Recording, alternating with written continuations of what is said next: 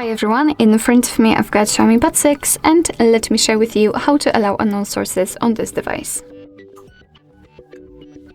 So let's start with opening the settings, and in this left section we have to scroll down in order to find privacy protection. So let's tap on it, and here just tap on special permissions. Here we have to find the option which is called install unknown apps. So let's tap on it, and here as you can see we've got the list of apps which are allowed or not allowed to install some content.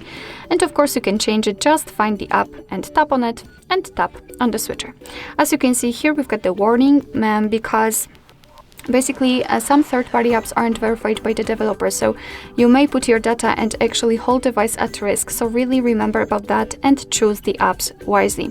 You have to tick this statement that you're aware of the risks and tap on OK. As you can see, the switcher is turned on, and here in this list you can see that the Chrome is right now allowed to install some content. Of course, it works the same with all other apps. Just tap on it, tap on the switcher, confirm it, and it is done.